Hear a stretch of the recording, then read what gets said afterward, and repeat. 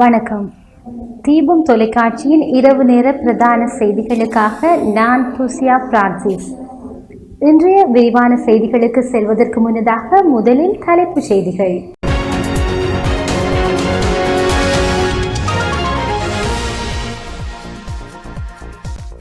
மத்திய அதிவேக நெடுஞ்சாலை தம்புள்ளை வரை நீடிக்கப்படும், பிரதமர் மஹிந்த ராஜபக்ஷ தெரிவிப்பு. உடல் கல்வி ஆசிரியர்கள் தமது ஆசிரியர் பயிற்சிகளை யாழ்ப்பாணத்தில் மேற்கொள்ள முடியும், அமைச்சர் டக்ளஸ் தேவானந்தா தெரிவிப்பு. அடுத்த வருடத்தில் 10,000 தொழில் வாய்ப்புகளை ஏற்படுத்தும் 3 வெளிநாட்டு முதலீட்டு திட்டங்கள், ராஜாங்க அமைச்சர் அஜித் நிவாட் கப்ரால் தெரிவிப்பு.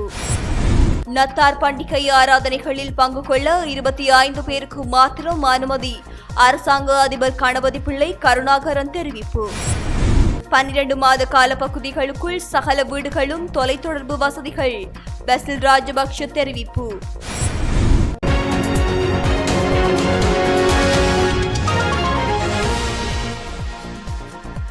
தொடர்பான விரிவான செய்திகள். முதலில் உள்நாட்டு செய்திகள்.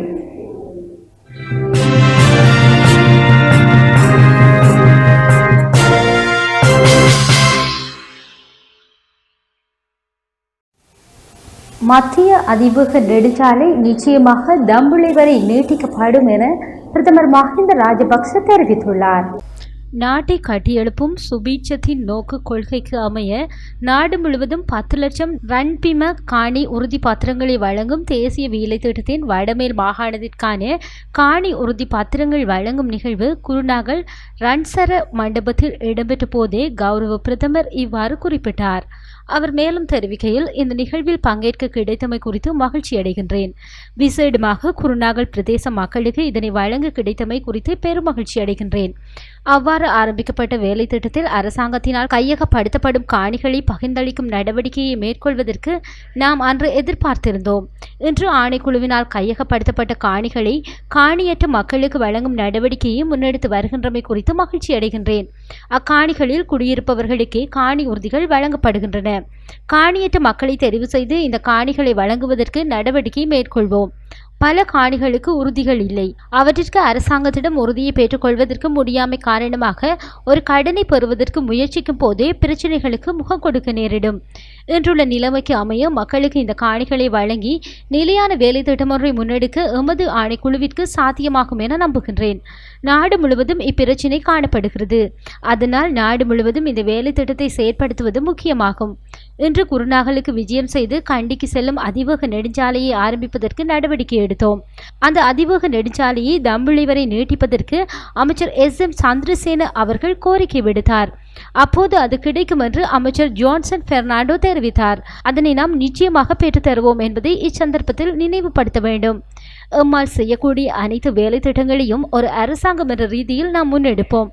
ஜனாதிபதி அனைத்து பிரச்சனைகள் தொடர்பிலும் ஆராய்ந்து கிராமங்கள் தோறும் சென்று கிராமங்களில் உள்ள பிரச்சனைகளை இனங்கண்டு செயற்படுத்துவதற்கு நடவடிக்கை எடுத்துள்ளார்.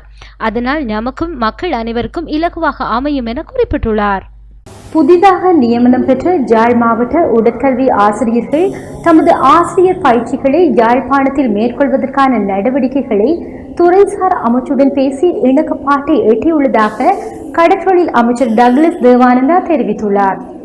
உடற்கல்வி ஆசிரியர்களுக்கான ஆசிரியர் பயிற்சிகளை யாழ் மாவட்டத்தில் உள்ள கோப்பாய் ஆசிரியர் கலாசாலையிலேயே தமக்கு வழங்குவதற்கான நடவடிக்கைகளை மேற்கொண்டு தருமாறு அமைச்சர் டக்ளஸ் தேவானந்தாவிடம் ஆசிரியர் நியமனத்தில் புதிதாக உள்வாங்கப்பட்ட யாழ் மாவட்ட உடற்கல்வி ஆசிரியர்கள் இன்றைய தினம் அமைச்சரின் யாழ்ப்பாணம் அலுவலகத்தில் நடைபெற்ற சந்திப்பின் போது கோரிக்கை விடுத்திருந்தனர்.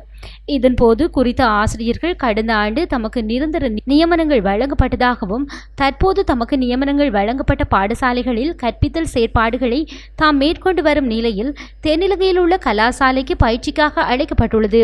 யாழ்ப்பாணத்தில் இதற்கான பயிற்சி நிலையமாக கோப்பாய் ஆசிரியர் கலாசாலை இருக்கின்ற போது தென்னிலங்கையில் தமக்கு பயிற்சிகளை மேற்கொள்ள அழைப்பு விடுக்கப்பட்டுள்ளது. அத்துடன் தற்போது கொரோனா தொற்று அபாயம் காணப்படும் நிலையில் தங்களால் அங்கு சென்று பயிற்சிகளை மேற்கொள்வதில் பல்வேறு அசௌகரியங்கள் அசௌகரியங்கள் காணப்படுவதாக சுட்டிக்காட்டியதுடன் தமக்கான பயிற்சிகளை யாழ்ப்பாணத்தில் பெற்றுக்கொள்வதற்கு நடவடிக்கை மேற்கொள்ளுமாறு அமைச்சரிடம் கோரியிருந்தனர். இந்நிலையிலேயே குறித்த பயிற்சிகளை யாழ்ப்பாணத்தில் மேற்கொள்வதற்கான நடவடிக்கைகளை தாம் மேற்கொண்டு தருவதாகவும் அதற்கான பேச்சுக்களை துறைசார் அமைச்சுடன் பேசி இணக்கப்பாட்டை எட்டியுள்ளதாகவும் அமைச்சர் டக்ளஸ் தேவானந்தா தெரிவித்திருந்தமை குறிப்பிடத்தக்கது. புதிய தொழில் வாய்ப்புகள் 10,000 ஏற்படுத்தும் 3 வெளிநாட்டு முதலீட்டு திட்டங்கள் அடுத்த வருடம் நாட்டிற்கு கிடைக்கும் என ராஜாங்க அமைச்சர் அஜித் நிவாட் காப்ராய் தெரிவித்துள்ளார். இந்த 3 நிகழ்ச்சி திட்டங்களும் பாரிய அளவிலான வேலை திட்டங்களாகும்.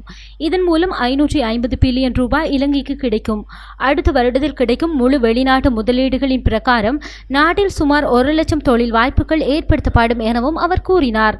துறைமுக நகரில் சர்வதேச மாநாட்டு மண்டபம், ஹம்பாத்தோட்டை தொழிற்பேட்டையின் ரப்பர் உற்பத்தி தொழிற்சாலை மற்றும் மருந்து உற்பத்தி நிலையம் என்பன இந்த 3 நிகழ்ச்சி திட்டங்களாகும் என்றும் அவர் குறிப்பிட்டுள்ளார். மட்டக்களப்பு மாவட்ட கொரோனா தடுப்பு செயலணியின் அவசர கூட்டம் நேற்று மாவட்ட செயலகத்தில் மாவட்ட அரசாங்க அதிபர் கணபதி பிள்ளை கருணாகரன் தலைமையில் நடைபெற்றது. இக்கலந்துரையாடலில் பண்டிகை காலங்களில் மக்கள் எவ்வாறு செயற்பட வேண்டும் என்பது தொடர்பாகவே ஆராயப்பட்டது. நத்தார் பண்டிகை, அதனைத் தொடர்ந்து புத்தாண்டு, அதன்பின் பொங்கல் பண்டிகை என தொடர்ச்சியாக பண்டிகை காலமாகையினால் மக்கள் கொரோனா தொற்றிலிருந்து பாதுகாத்து மிக அவதானத்துடன் செயல்படும்படி அரசாங்க அதிபர் வேண்டுகோள் விடுத்துள்ளார். தேவாலயங்களுக்கு நத்தார் பண்டிகை விசேட ஆராதனைகளில் 25 பேர் மாத்திரம் கலந்து கொள்ள முடியும். அங்கு வருகின்றவர்கள் கண்டிப்பாக சுகாதார நடைமுறைகளை பின்பற்ற வேண்டும்.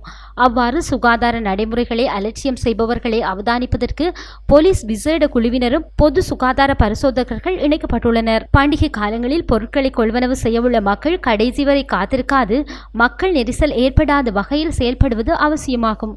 கடை உரிமையாளர்கள் கவனமாக வாடிக்கையாளர்களை சுகாதார நடைமுறைகளுடன் நடத்துவது அவசியமானது என சுகாதாரத்துறையினர் மக்களுக்கு தொடர்ச்சியாக ஆலோசனை வழங்கி வருகின்றனர் என்பது குறிப்பிடத்தக்கது. வரவு செலவு திட்ட யோசனைகளை அமுல்படுத்தும் போது நாட்டின் அபிவிருத்தி சம்பந்தமாகவும் தொழில் வாய்ப்புகளை உருவாக்கும் நிகழ்ச்சி திட்டம் குறித்தும் மிகுந்த கவனம் செலுத்தப்படும் என பொருளாதார அபிவிருத்தி வறுமை ஒழிப்பு தொடர்பான ஜனாதிபதி செயலணியின் தலைவர் பசில் ராஜபக்ஷ தெரிவித்துள்ளார். ரத்தினபுரியில் அமைந்திருக்கும் சப்ரகமு மாகாண சபையின் கேட்போர் கூடத்தில் நேற்று நடைபெற்ற பேச்சுவார்த்தையின் போது பசில் ராஜபக்சே இதனை கூறினார். எதிர்வரும் வருடங்களில் இலங்கையில் சகல துறைகளையும் மேம்படுத்தி அபிவிருத்தி யுகத்தை ஏற்படுத்தும் வகையில் வேலை திட்டத்துடன் மீண்டும் கிராமத்திற்கு எனும் தேசிய நிகழ்ச்சி திட்டத்தில் இணையுமாறு கேட்டுக்கொண்டார். எதிர்வரும் 12 மாத காலப்பகுதிக்குள் நாட்டில் உள்ள சகல வீடுகளிலும் தொலைத்தொடர்பு வசதிகளை ஏற்படுத்தப் போவதாகவும் அவர் மேலும் குறிப்பிட்டுள்ளார்.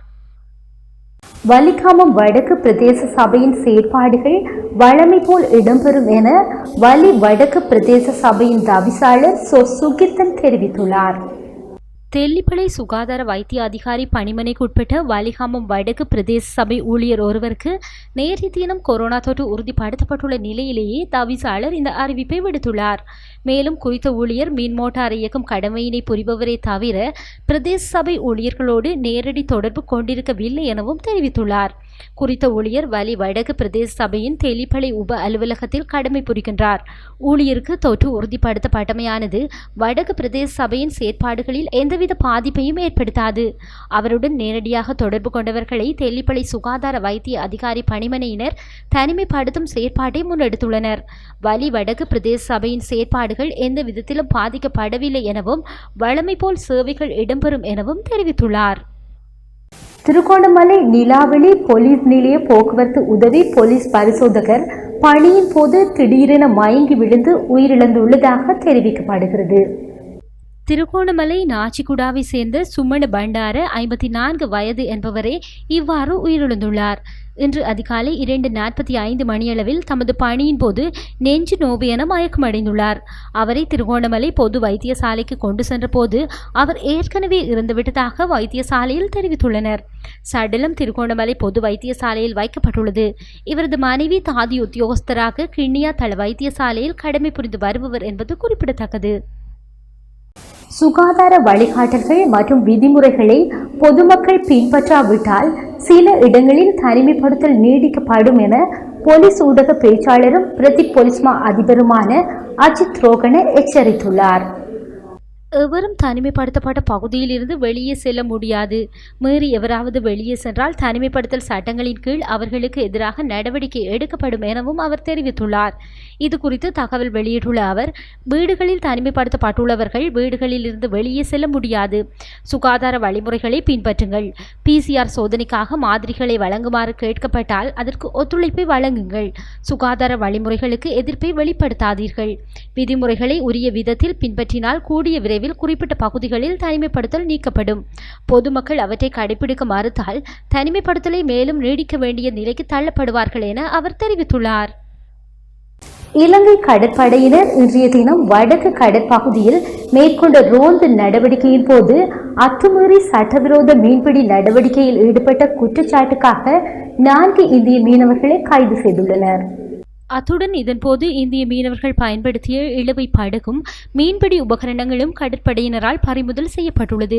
கடந்த 15ஆம் திகதி இதே குற்றச்சாட்டுக்காக 36 இந்திய மீனவர்களை கடற்படையினர் கைது செய்ததுடன் அவர்களது 5 படகுகளையும் கைப்பற்றியிருந்தனர். இந்நிலையில் இன்றைய தினம் மேலும் 4 மீனவர்கள் கைது செய்யப்பட்டுள்ளனர்.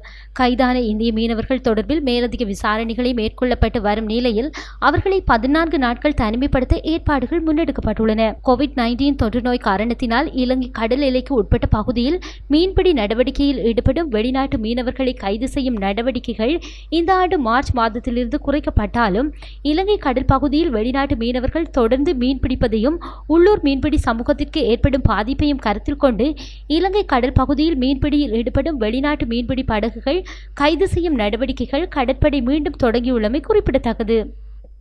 யாழ்ப்பாணம் மாநகரில் கழிவுநீர் வாய்க்கால்கள் சுகாதார தொழிலாளிகளால் கழிவுப் பொருட்கள் அகற்றப்பட்டன. யாழ்ப்பாணம் மாநகரின் போதனா வைத்தியசாலை வீதியில் இந்த நடவடிக்கை இன்று நண்பகல் முன்னெடுக்கப்பட்டது. கழிவுநீர் வாய்க்காலுக்குள் பிளாஸ்டிக் கழிவுகள் தேங்கி கிடப்பதனால் நீர் வழிந்தோடும் செயற்பாடு பாதிக்கப்பட்டது. அதனால் வெள்ள நீர் வழிந்தோடுவதில் தாமதம் ஏற்பட்டது. இந்த நிலையிலேயே யாழ்ப்பாணம் மாநகர சபையின் சுகாதார தொழிலாளிகளினால் கழிவுநீர் வாய்க்கால்கள் துப்புரவு செய்யும் பணி இன்று முன்னெடுக்கப்பட்டது குறிப்பிடத்தக்கது. திருகோணமலை மாவட்டத்தில் கந்தளாய் பிரதேசத்தில் பெய்து வருகின்ற அடைமழை காரணமாக தாழ்நில பகுதிகள் வெள்ளத்தில் மூழ்கியுள்ளதோடு வடிகான்களில் நீர் நிரம்பி வழிகின்றன. இம்மாவட்டத்தின் கந்தளாய், கிண்ணியா மற்றும் மூதூர், திருகோணமலை போன்ற பகுதிகளில் கடுமையான மழை பெய்து வருகின்றது. சிறு வீதிகள் மற்றும் தாழ்நில பகுதிகளில் மழை நீர் நிரம்பியுள்ளன. திருகோணமலை மாவட்டத்தின் கடற்கரையோரங்களில் கடல் அலைகளின் தாக்கம் அதிகரித்துள்ளதோடு கடல் கொந்தளிப்பாகவும் காணப்படுகின்றது. மீனவர்கள் யாரும் கடலுக்கு செல்லவில்லை என்பதும் குறிப்பிடத்தக்கது. திருகோணமலை மாவட்ட முஸ்லிம் அரசியலில் பிரதேசவாதம் உருவாக்கக்கூடாது என தேசிய விடுதலை மக்கள் முன்னணியின் தலைவர் தெரிவித்தார். முள்ளிப்பொத்தானையில் அமைந்துள்ள கட்சி காரியாலயத்தில் வைத்து நேற்றிரவு ஊடகங்களுக்கு கருத்து தெரிவிக்கும் போதே அவர் இதனை தெரிவித்துள்ளார். அவர் தொடர்ந்தும் தெரிவிக்கையில், திருகோணமலை மாவட்டத்தில் உள்ள மக்கள் பிரதிநிதிகள் மக்களின் பிரச்சினைகள், உரிமைகள் தொடர்பாக கதைக்க முடியாத சூழ்நிலையில் இருந்து கொண்டிருக்கின்றார்கள். இம்மாவட்டத்தின் மக்களின் குறைநிறைகளை நிறைவேற்றவென குறுகிய காலத்தில் தேசிய சுதந்திர மக்கள் முன்னணியை நிறுவி நடைமுறைப்படுத்தி வருகின்றோம். இக்கட்சி திருகோணமலை மாவட்டம் மற்றும் முஸ்லிம் மக்களின் அபிலாஷைகளை நிறைவேற்றும். தற்போது எமது கட்சியில் நாளாந்தம் மக்கள் இணைந்து கொண்டே வருகின்றார்கள். புத்திஜீவிகள், இளைஞர்கள் மற்றும் கல்விமான்கள் இணைக்கப்பட்டுள்ளார்கள். இம்மாவட்டத்தில் எதிர்காலத்தில் சிறந்த தலைமைத்துவம் ஊடாக மக்களின் அபிலாஷைகளை வென்றெடுக்க வேண்டும் என்று அவர் குறிப்பிட்டுள்ளார். சிறிய விளம்பர இடைவேளையினை தொடர்ந்து வெளிநாட்டு செய்திகளை எதிர்பாருங்கள்.